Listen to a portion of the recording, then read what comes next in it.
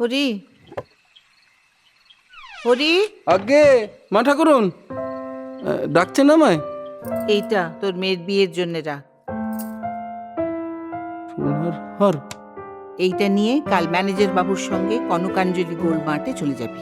ওটা বিক্রি করে তোর মেয়ের বিয়ে হয়ে যাবে। আপনি কি বলছেন মা?